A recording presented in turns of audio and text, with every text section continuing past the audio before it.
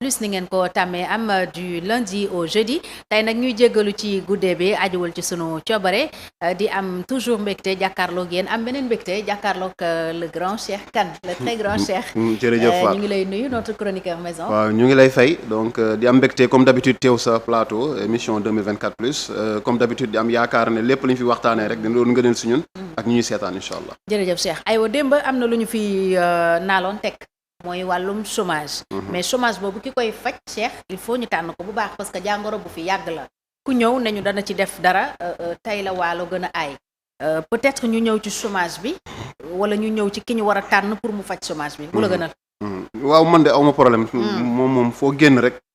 ñu dem si. aywa kon ñu def état des lieux. chômage bi tey ñàkkum xëyu ndaw ñi comme démb moom nga njëkk a junj. pourtant bëri na lu c'est pour peut-être régler problème mu xëy yi. ay agence yu bëri ay annoncé ay financement milliards yu bëri. mais ba léegi le problème reste entier. le mal est toujours là. lan moo xew. Fatou, encore une fois quand même le chômage des jeunes c'est quand même un problème bi nga xamante ni beaucoup de pays quand même sont confrontés am là mais dafay gën a intensifier wu gën a metti ci pays yi nga xamante ni seen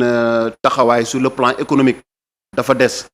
Je veux parler des pays yi nga xam ne ñoo wax les pays les moins avancés pays yi nga xamante ni seen am pas forcément ay ressources yu ñu am mais wàllu économie seen économie lu muy générer ci ay flux ci ay revenus day doon li nga xamante ni dafa néew comparé ak moyenne mondiale. Donc gis nañ ne Sénégal quand même bokk na ci pays yi nga xamante ni les moins avancés ñu koy woowee les PMA. muy li nga xamante ni bon day forcément day répercuter aussi dundinu population bi mais xam nga chômage bu ñu koy apprécier aussi il faut aller en profondeur. Chômage dafa commencer ca tàggat ba. Aujourd'hui au Sénégal il est possible de remarquer quand même une chose c'est que yenn saa yi la formation n'est-ce pas que les gens reçoivent n'est-ce pas n'est pas en adéquation avec n'est-ce pas les offres de postes qui existe. maanaam li ñuy jàng méngoowul ak li ñu soxla ci marché du travail.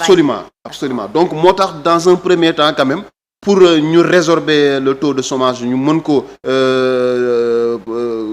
daan xeex ak moom daan ko ba nga xam ne xëyu ndaw li dina doon une réalité il faut que ñu dellu ci quand même li nga xamante ni mooy la formation dañuy jàngal par exemple tey à l'école un programme boo xam ne parfois programme bu diis la boo xamante ni xale bi da siy nekk ñu koy jàngal muy parceriser di dem di am ay lijaasa parce que affaire yi aussi au fur et à mesure chaque étape bi nga toll rek dañ lay jàngal te buñ la jàngalee da nga war a ñëw ñu contrôler la ginnaaw contrôle boobu noonu soit nga am ci diplôme wala nga am ci certificat wala dara dañu gis ne ni nit ñi buñ jeunes yooyu noonu bu ñu demee dañ leen yóbbu université bu ñu yeggee université ñu leen di former ci ay formation yi nga xam ne parfois du loolu la réew mi soxla forcément aujourd'hui par exemple il y a des domaines yi nga xamante ni ñu ngi ci tàggat ay nit te bu ñu génnee du ñu mën a opérationnel par exemple je donne un exemple ñun moi dans man def naa formation ressources humaines donc organisation et gestion des ressources humaines dama ko jàng mais dañu dans la pratique bi may soog a génn di dugg ci entreprise mais ba ma duggee ak lañ ma njëkk a defloo mais man j'étais carrément au bord de la plaque comme on dit parce que parewuma woon xawma woon ne ndekete lii la ñuy jàng li ñu jàng ak li ñuy def ci entreprise c'est différent. kon problème mu tàggat moo am. problème tàggat dafa am. donc yàlla dafa dogal aussi il m'est arrivé de dispenser des cours ma dem ci benn école privée bi nga xam ne dama doon jàngale foofu ressources humaines am ay étudiants yu ma interpellé ne ma ñun de dañu am jafe-jafe mooy fu ñu déposer rek stage bu ñu defee entretien du ñu jël ma ne leen mais écoutez est-ce que yéen aujourd'hui vous savez par exemple mener par exemple une campagne de recrutement ñu ne ma déedéet pourtant ils connaissent les théories boo leen laajee recrutement nan lay demee dañ lay wax tout ça l'identification du besoin ba le recrutement proprement dit mën nañ la ko wax ma ne leen est-ce que vous savez éditer un bulletin de salaire ressources humaines mooy gérer les bulletins de salaire c'est la paye ñu ne ma non ñoom mënuñu ko def ma ne leen mais écoutez. mais est-ce que loolu stage moo leen koy may. oui mais stage da leen koy may mais il faut en fait man tey yàlla dafa dogal man avant may génn école. moi je savais déjà éditer un bulletin de salaire. ah parce que da nga am chance. waaw j'ai eu la chance d'avoir quand même si sama formation rencontrer ay professeurs yoo xam ne ils mettaient plus l'accent sur la pratique que sur la théorie am na solo. mais pratique bi tamit mooy li nga xamante ni moo lay confirmer ci théorie bi. donc théorie boobu noonu tey dañu gis ci quand même filière yu bari domaines yu bari nit ñi dañu am théorie. mais boo leen dugalee ci en entreprise ils sont pas opérationnels. donc qu'est-ce qui va se passer da nga leen di former waat ginnaaw bi ñu former woo ca école ba ñëw nga bëgg leen jëfandikoo. da nga leen war a yóbbaat beneen étape bi nga xam ne da nga leen di former waat donc mu doon li nga xamante ni parfois ça peut être un frein. n'est-ce pas à l'emploi. léegi tamit parfois aussi comme li ma wax day am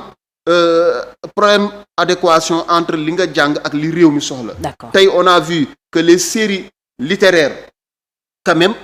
moo ëpp doole. Sénégal donc sénégalais yu bëri soit ils font de la littérature wala dem defi en tout cas des métiers qui sont quand même très proches de la littérature autre donc te littérature d'habitude boo ko jàngee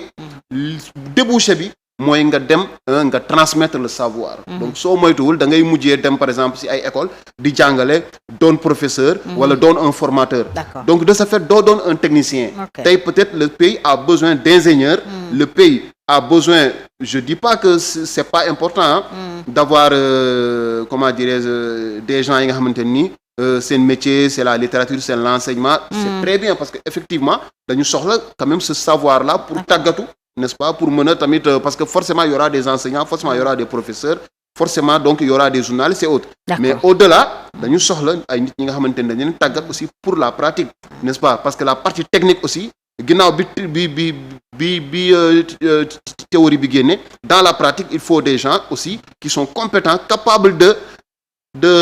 prendre n'est-ce pas ces idées-là ces théories et de les transcrire dans la pratique et c'est très important malheureusement nag parfois dañuy am jafe-jafe boobu noonu te dañu gis même surtout dans certaines zones par exemple les zones aurifères et autres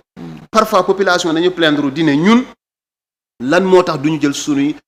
doom lan moo tax duñu jël suñuy jarbaat ñi nga xamante ni ñoom ñoo nekk ci dëkk bi duñu leen jël di leen liggéey ñuy jël ay jaambur feneen parfois même c'est des expatriés la ñu indi pour ñu liggéey foofu noonu te loolu day wane ni peut-être tàggatuñ leen préparé wuñ leen ba ñu xam par exemple les métiers qui sont liés par exemple à l'exploitation minière et cetera dafa laaj tamit ñu tàggat et c'est très bien aussi qu'il faut appuyer qu'il faut saluer donc initiative bi nga xamante ni président de la République am na ko par rapport ak ñi nga xamante ni dañ leen di tàggat ci wàllu pétrole parce que Sénégal yàlla dogal na ni ñun am nañu pétrole donc dinañ ko commencer nañ ko exploiter je ne sais pas mais en tout cas les premiers barils on attend que mu génn dinañ soxla experts yi nga xamante ni tamit dañu mën a taxaw sinon on sera obligé encore une fois d'aller faire appel n'est-ce pas à la main-d'œuvre ou bien à l'expertise n'est-ce pas internationale pour ñu ñëw mën ñu jàppale